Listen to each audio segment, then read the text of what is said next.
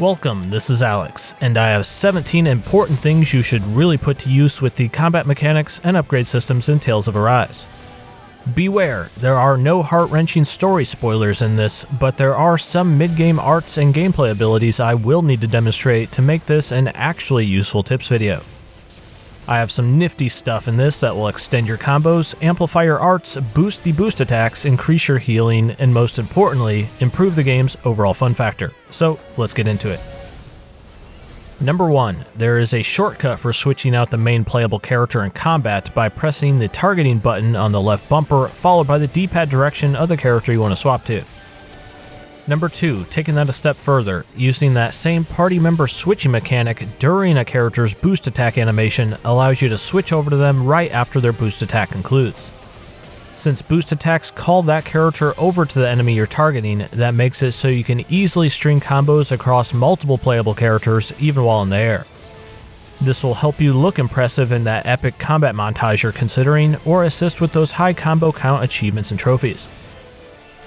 Number 3, if you just gotta go fast and want your character's ground speed to be much snappier, keep an eye out for a Swift Ring, which increases your movement speed by 50%. This is also really useful for the casting focus classes to avoid damage after they've unlocked their ability to cast and move. That 50% speed boost takes the casting movement from turtle-like saunter to fairly brisk strut. Number 4, by using the targeting camera, this shows you if the enemy you're fighting has an elemental affinity up in the top left corner of the screen. In general, air beats earth and earth beats air, fire beats water and water beats fire. Take your time to exploit those weaknesses and they'll never see it coming. Number 5, if you want your entire team to be constantly exploiting weaknesses during a challenging fight, you can jump into their arts page even during combat to toggle off any arts that are not the element that exploits the enemy's weakness. Number 6, going even further into all that, if you have the Garnet, Opal, or Alexandrite accessory on you, you can pause combat to switch out to the one the same element as your enemy. With that simple equip, you or your entire team now take at least 50% less damage from those elemental attacks from that enemy type. Number 7, there's a shortcut for swapping out your teammates during battle even if they're downed. If you hold left trigger and then hold down the D-pad input on one of your reserve party members, then followed by holding down the D-pad on one of your active members, they'll swap out with each other without having to pause combat. Number 8. Interrupting enemies' casting indicated by the purple circle charge bar is kind of a big deal, especially when playing on the higher difficulties. Any of your party members' boost attacks will almost always inflict break on the target, which interrupts that pesky casting. However, for the beefier enemies, it will take Rinwell's special boost attack, which is extra good at interrupting casting, while also letting her recast that identical spell she does.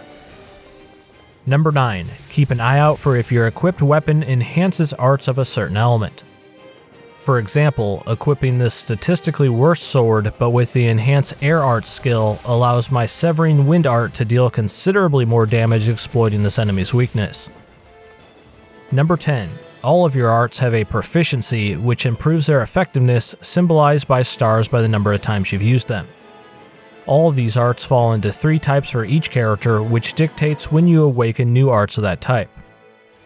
Number 11. So let's say you want to super boost up the proficiency of a certain art. Well, it's a single player RPG and anything goes. Head into a battle, set your teammates to not attack or to heal only, and now you're free to mash out those arts over and over.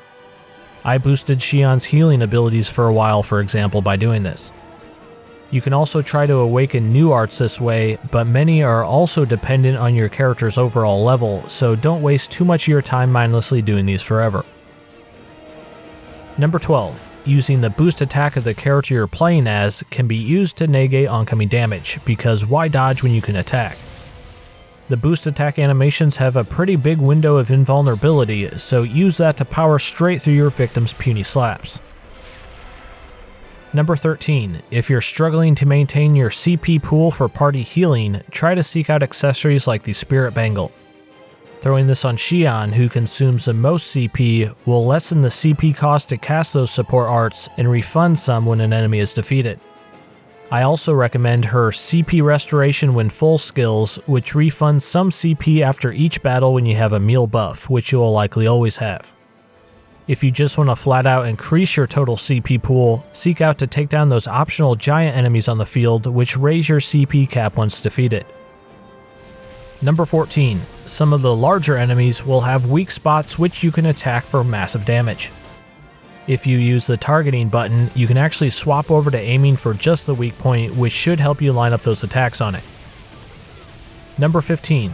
By this point, you already know the boost attacks are incredibly useful in this game, but there's even more.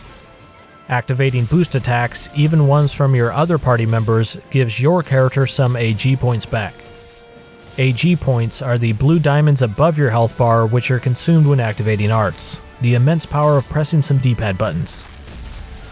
Number 16. There's a decent amount of things to consider in the skill trees, but also be aware of the completion bonus in their centers. Some of these stat increases, at least early on, can make for a big difference. Also, check the centers of the ones you have yet to unlock, which will inform you on what needs to be done to get them. And last, number 17, if you're seeking to grind up experience and SP and are a few regions into the game, start keeping a lookout for rare monster variants with a subtle gold glow around them. They can drop better stuff, but more importantly, can instantly ramp up your battle chain bonus up to max, indicated when this symbol is highlighted blue. If you quickly go dispatch more enemies while this is active, you'll get bigger multipliers of XP and SP. SP is used to unlock skills, and in just a matter of 5 to 10 minutes of using that maxed out battle chain bonus, you can easily amass hundreds or even thousands of SP to buy up more of those things in the skill trees. Nope, not actually the end yet. Bonus tip for making a lot of money if you use the fishing mechanic right. When you get to a fishing spot, you can press the select rod lure button, which shows you not only the exact fish that can be caught there, but also the button inputs to attract those fish. So catch up each of the types using that knowledge, and then go check the shop for which one sells for the most. At this location, the Pararaku are selling for the most, so use the correct button sequence to allure just them, and we're gonna need a fishing montage. Decent catch. Nice catch. Wow catch. Excited anime reaction sound catch. After amassing many of those across about 15 minutes, I then sold them for a pretty good chunk of change. So that was all I had for you today. Hopefully some of that helps you be more effective or just have an overall better time in Tales of Arise. Also, if you want a more detailed breakdown of each playable character, check out this lovely video I recently just did as well. Now, if you happen to enjoy my channel's focus of squeezing more juice out of gameplay mechanics and systems, I would love to see you stick around on Boomstick Gaming. As always, this has been Alex, and thanks for checking this out.